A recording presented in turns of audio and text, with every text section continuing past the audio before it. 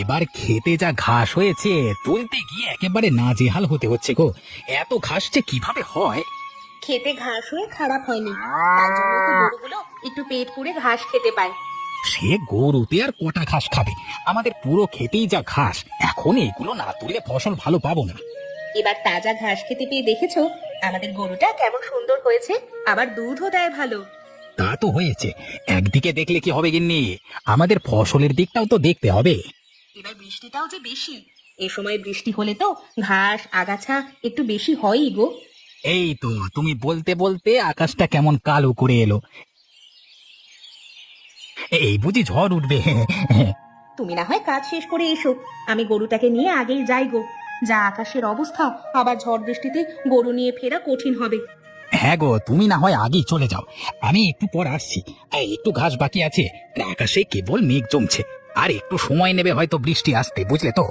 তা হোক, আমি চললাম, সাবধানে থেকো, আর ঝড় হলে তাড়াতাড়ি এসো কিন্তু।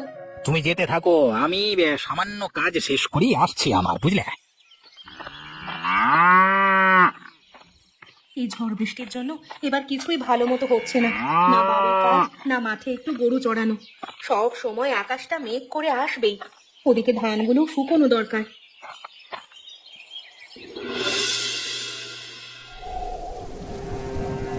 দাদা, ও দাদা, কেউ কি বাড়িতে আছেন? এই যে প্রচন্ড ঝড় আর বৃষ্টি শুরু হলো গো, আমি যে নিরুপায় এই রাতে।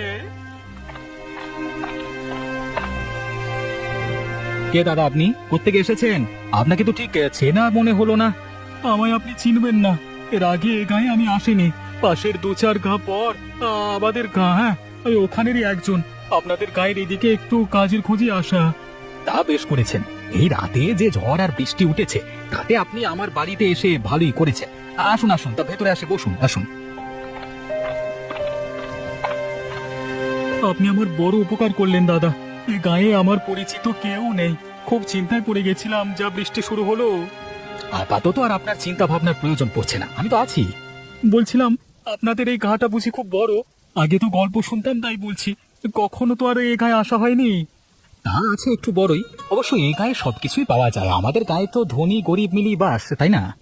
তো আপনাদের এই গায়ে জমি জমা বেশি কার? এত সুন্দর গায়ে তো এমন একজন থাকেই যাকে আপনারা মোড়লও বলেন, তাই না? জমি জমার কথা বললে তো কৈলাস বাবুর নামই আসবে, আর তাছাড়া অবশ্য তিনি আমাদের সবার মোড়ল হিসেবেও পরিচিত। তা তো ভালো কথা। এই গায়ের গরিবরা কেমন দাদা, সবাই দুবেলা ভাত পায় তো? এ গায়ের গরিবরা একটু টানাপোড়েনের মধ্যেই থাকে, কারণ জমির ফসল মোড়লকে দিয়ে হাতে কিছু থাকে না বললেই চলে, বুঝলে। আচ্ছা আচ্ছা, বেশ বেশ বেশ। হঠাৎ আপনি এ গায়ের এসব খবর কেন শুনছেন? হ্যাঁ, এটা আমার ছোট থেকে অভ্যেস। আমি লোকেদের দুঃখ কষ্ট শুনতে এবং তাদের পাশে থাকবার চেষ্টা করি। আহা, শুনে মনে বড় শান্তি লাগছে। বুড়ো বয়সে অনেকেই কত কষ্টে থাকে, আপনি তাদের পাশে দাঁড়ান, এ তো মহৎ কাজ, এ তো অনেক বড় কাজ।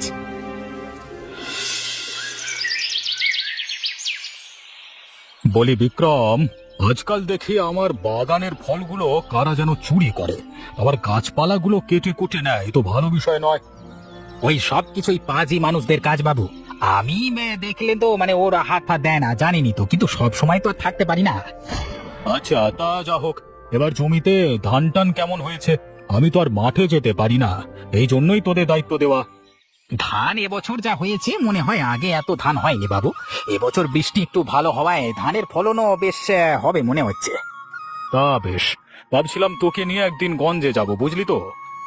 আবার গঞ্জে কেন বাবু, কোনো কাজ আছে নাকি? কাজ তো অনেক আছে, আমার কি আর কাজের শেষ আছে রে? তা তো বটেই, তা তো বটেই। আপনার জমি জমার ব্যবসা একা হাতে সামলানো একটু কঠিনই বাবু। বলি, গায়ের পশ্চিম পাশের পুকুর পাড়ে একটা বড় লিচু বাগান করবো, কেমন হবে? তাহলে তো ভালোই হয়, এ গায়ে তো কোনো লিচু বাগান নেই। এই জন্যই তো একটু গঞ্জে গিয়ে খোঁজ খবর নেব, ভালো লিচুর চারা পাওয়া যায় কিনা। আমার বহুদিনের শখ, বুঝলি তো। তা আপনাদের ইচ্ছে মতো কর্ম, ওপরওয়ালা তো আর আমাকে কম দেননি, যা দিয়েছেন এখনো কয় পুরুষ বসে বসে খাবে। বুঝলি বিক্রম, এক সময় ভাবি এত এত জমি জমা সম্পদ, এগুলোকে কে ভোগ করবে বল? তাই চিন্তা করি এত কিছুর দরকার ছিল না। আপনার এত কিছু আছে বলেই তো আমরা একটু কাজকর্ম করে চলতে পারছি, না থাকলে কি আর হতো বলুন। বেলা হয়ে এলো, মাঠের কাজগুলো করি, গিয়ে আসি। হ্যাঁ হ্যাঁ হ্যাঁ। হ্যাঁ, তা তুই তাড়াতাড়ি গিয়ে কাজগুলো কর, আর কোনো দরকার পড়লে জানাবে সব, বুঝলি।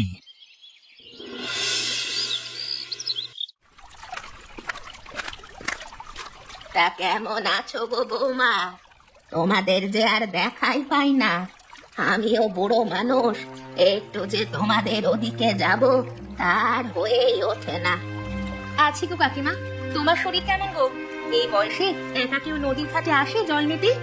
কি আর করব, আমার কি আর কেউ আছে গো? এখন শেষ বয়স, যতদিন আছি একাই করতে হবে। সবই ওপরওয়ালার ইচ্ছে গো। তা তো বুঝলাম, কিন্তু হঠাৎ করে কোথাও পুড়ে টুড়ে গেলে তোমার তো বেশ ক্ষতি হবে গো। তখন আবার কে যত্ন করবে? আমার যত্ন ওপরওয়ালাই করবেন। তোমাদের মতো তো আমার আর সেই বয়স নেই। তোমার কথা খুব মনে পড়ে গো। এই যে আজ দেখা হলো, দুটো কথা শুনতে পেলাম।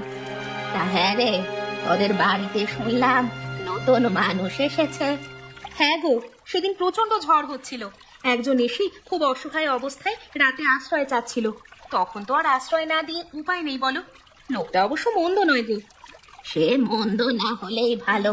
গায়ের লোকগুলো তো ভালোই বলছে, মানুষের বিপদে আপদে নাকি বেশ এগিয়ে যায়।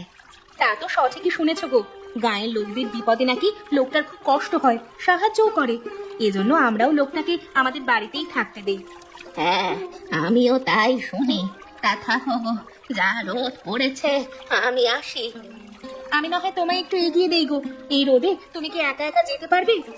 না না বৌমা, আমি একাই যেতে পারবো, আর তোমাকে এত কষ্ট করে যেতে হবে না।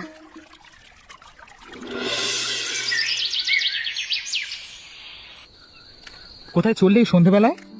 এই তো আমার তো রাতেই কাজ থেকে ওই দূরগঞ্জে, তাই এখন বেরোতে হচ্ছে। এই সন্ধেবেলায় কাজে যাচ্ছ? একা একা আবার রাস্তায় ভয় পাবে না তো? কিসের আবার ভয়? আজকে বেশ কয়েক বছর হলো রাত জেগে জেগে কাজ করি। রাতে কাজ করি, আমার ভালো লাগে। কদিন কাজের চাপে তোমার খাওয়া দাওয়া কেমন হচ্ছে তা তো শোনাই হলো না। আমি তো দিন শেষে বাড়ি ফিরি, তাই আর কথা হয় না। না না, এখানে আমি বেশ আছি, আমাকে বেশ সমাদর করে। এখানে যে এত ভালো থাকবো তা আগে জানতে পারিনি। তোমার এই রাত জেগে কাজ করলে তো শরীর খারাপ করবে, দিনে কাজ করলেই তো পারো। না না, এতে আমার কোনো সমস্যা নেই। তাছাড়া দিনে রোদ গরমে আমার কাজ করতে ভালো লাগে না। তো আমাদের গ্রামটা ঘুরে দেখেছো তো? কেমন লাগে গ্রামটা? তোমাদের গায়ের লোকের সঙ্গে আমার বেশ সখ্যতা হয়েছে, সবাই বেশ মিশুকে আছে। তাছাড়া তুমি তো জানোই আমি গরিব দুঃখীদের কষ্ট সহ্য করতে পারি না। তা তো রাখিও বললো তুমি নাকি গায়ের মধ্যে খুব নাম করেছো। নাম টাম তেমন কিছু না, আমি শুধু অসহায় মানুষগুলোকে ভালো রাখতে চাই। তা বেশ, এমন মানুষ তো সবাই চায়, এই জন্য আমারও বেশ ভালো লাগছে। তোমাদের সবার আশীর্বাদে এমন কাজ করে যেতে যেন পারি। আমি সব সময় মানুষের ভালো করতে চাই।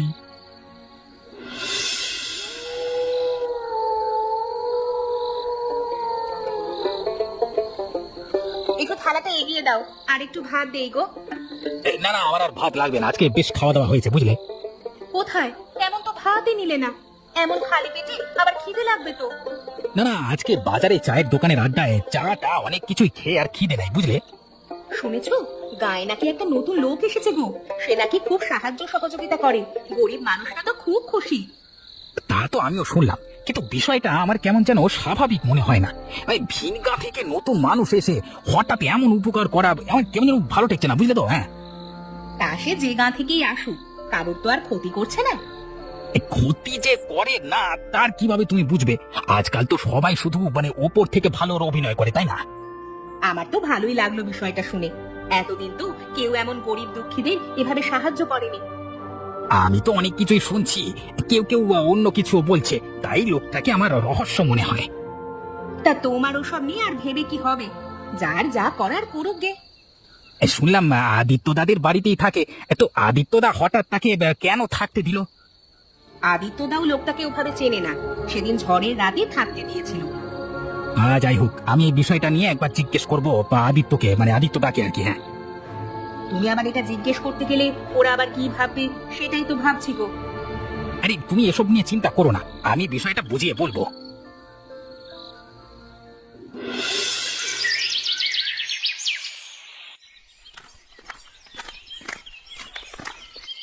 কে গো? ও তুমি? তা কি মনে করে বাবা? এসো এসো, বসো। আসলাম গো কাকিমা, শুনলাম তোমার শরীরটা নাকি ভালো না। আর কি ভালো থাকবো, এখন বয়স হয়েছে, আমার কি আর যুবক বয়স বাবা? তা কাকিমা, তোমার ছেলে পুলে কেউ কি নেই? এ বয়সে একা একা থাকো যে? আমার ছেলে পুলে কেউ নেই গো বাবা। একটা মেয়ে ছিল, তাকে বিয়ে দিয়েছি। সে থাকে অনেক দূরে, বছরে একবার আসলে আসে, না আসলে আসে না। ইস, সে তো বড় কষ্টের বিষয় গো। তা তুমি অসুস্থ মানে হলে সেবা টেবা করে কে গো? সে তো আমি নিজেই করি, আমার আর কি সেবা করবে? এই যে কদিন হলো খাবার দাবার কিছুই নেই। সে কি, খাবার দাবার নেই তো তুমি কি খেয়ে আছো? হ্যাঁ, ওই তো কলসিতে একটু জল আছে, তাই একটু করে খেয়ে নি। কি করব, আমি তো আর কাজ টাজ করতে পারি না বাবা।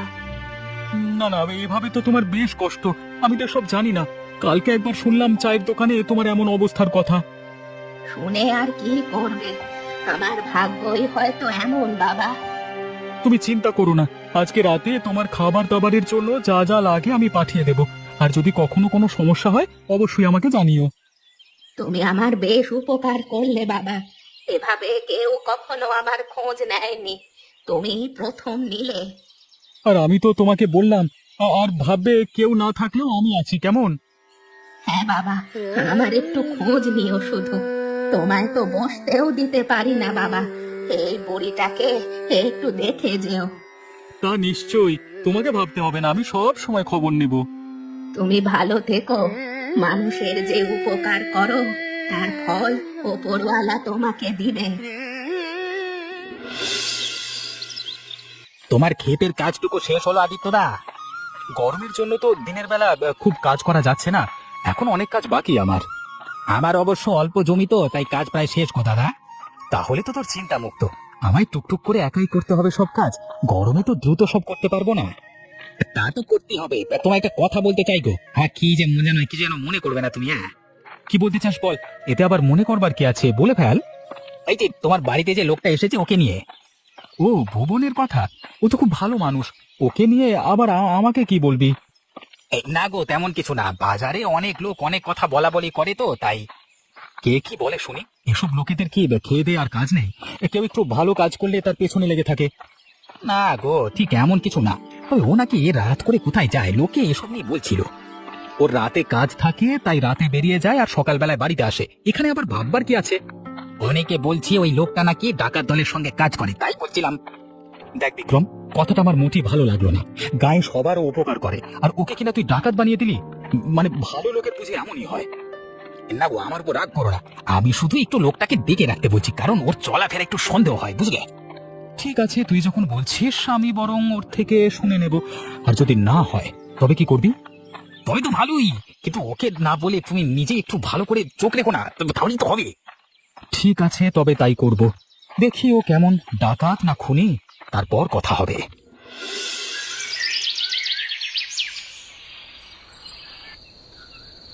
কি ব্যাপার, আজও কি কাজে যাওয়া হচ্ছে নাকি?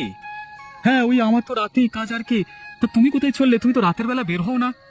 না মানে বাড়িতে খুব গরম লাগছে, যা গরম পড়েছে, তাই ভাবছি বিলের ঘাটে গিয়ে একটু বাতাস খেয়ে আসি গে। না না, রাতে তোমাকে একা ওই বিলের ঘাটে যাওয়া ঠিক হবে না। তাছাড়া ওই বিলের ঘাট নিয়ে অনেক কথা শুনেছি। তুমি যা কি বলো না, আমি এতকাল গেলাম, কোথাও তো কিছু হলো না। তুমি ওসব নিয়ে চিন্তা করো না, নিজের কাজে চলে যাও। হ্যাঁ যাবো, কিন্তু তাহলে তুমি বরং আগে যাও, আমি একটু পরে যাচ্ছি, কেমন? কেন, তোমার আবার কি হলো যে পরে যাবে? তাছাড়া পরে গেলে তো তোমার কাজে দেরি হবে কি না? না না, হঠাৎ পেটটা কামড়ে উঠলো তো, একটু প্রকৃতির ডাকে সাড়া দিয়ে আসি গে। বিষয়টা তো ভালো ঠেকছে না। এ আসলে কি করতে চাইছে? কি হলো যে তুমি দাঁড়িয়ে রইলে? তুমিও যাও, আমি পরে যাচ্ছি। আচ্ছা আচ্ছা, আমি যাচ্ছি, তুমি তাহলে এসো একটু পর। হ্যাঁ আচ্ছা ঠিক আছে, আমি একটু পর যাচ্ছি তাহলে। ও আসলে যাচ্ছে কোথায়? গায়ের তো এই রাস্তা দিয়ে অন্য কোথাও যাওয়া যায় না। তাছাড়া এটা কৈলাসবাবুর বাড়ির রাস্তা। আরে ও তো দেখি আরো কয়েকজনের সঙ্গে মিশে গেল। ও, এবার তাহলে ব্যাপারটা বুঝেছি। ঠিক আছে, কালকে বাড়ি আসুক, তারপর কথা হবে।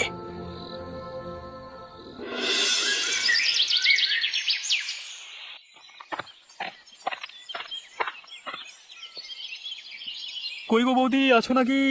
সারা রাত জেগে কাজ করে বড্ড খিদে পেয়েছে গো। তোমার রান্না হলো?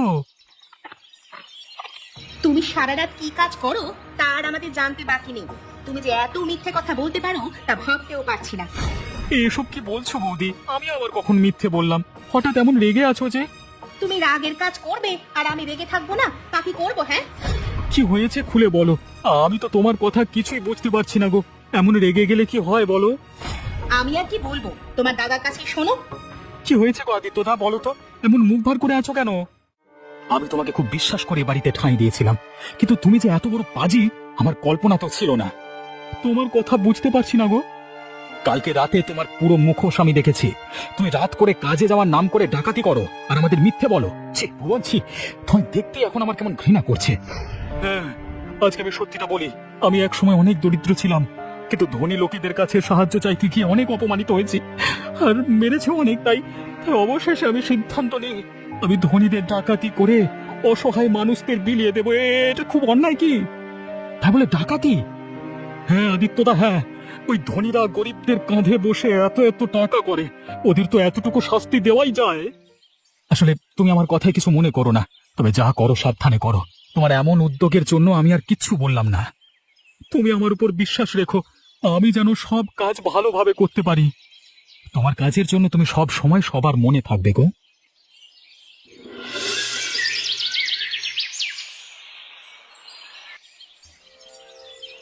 কি ব্যাপার ভুবনদা, তুমি আমাদের বাড়িতে যে?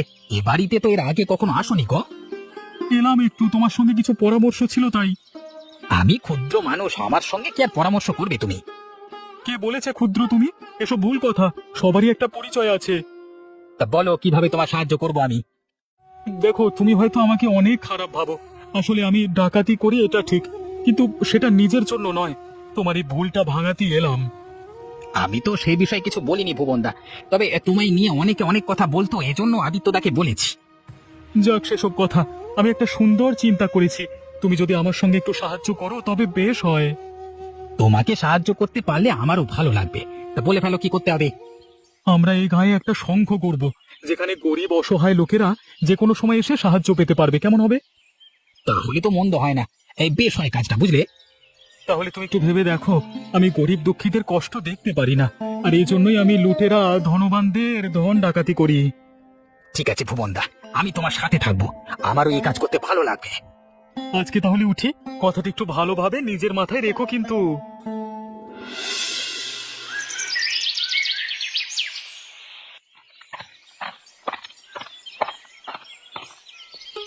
কি গো কাকিমা, কেমন আছো? একা একা চলে এলে বুঝি?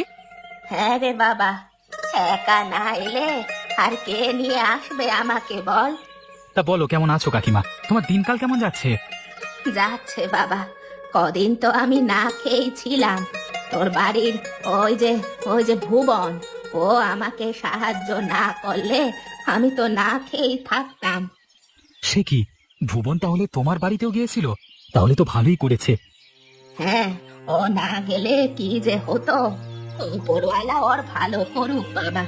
শুনলাম ওকে নিয়ে গায়ে অনেক কথা হচ্ছে, তাই ছুটে এলাম তোর কাছে। হ্যাঁ গো, কদিন তো অনেক কথাই হলো। ওকে আমার বাড়িতে রেখেছি বলে সবাই নানান কথা শোনাচ্ছিল। ভালো কাজ করলে সবাই এমনই করে বাবা। ওর তো আর কোনো দোষ নেই, কিন্তু তবু সবাই ওর পেছনে লেগেছে। আমি ভুবনের জন্য প্রতিবাদ করব বাবা। তোমাদের আশীর্বাদে এখন আর সেসব সমস্যা নেই। ও গায়ে একটা সংঘ খুলেছে, আশা করি ও সবার মন জয় করবে। সেটাই হোক বাবা, আমিও সেটাই চাই। তাছাড়া তো আর কোনো উপায় নেই। আমার মনে সাহস আছে, ওকে কেউ বিপদে ফেলতে পারবে না। কাকিমা, তুমি এসেছো তো ভালোই করেছো গো। তা তোমার শরীর এখন কেমন? সেই দিনের পর তো আর যেতে পারিনি গো। তোমার খোঁজ নিতেই ছুটে এলাম বাছা। তুমি আমার এত বড় উপকার করেছো, তোমাকে আমি কি ভুলতে পারি? না না কাকিমা, আমি আর কি এমন উপকার করেছি? সব ওপরওয়ালার আশীর্বাদ। যা করছো সে পথে তুমি সফল হও। তাহলে আজ আসি বাবা, বেলা হয়ে এলো।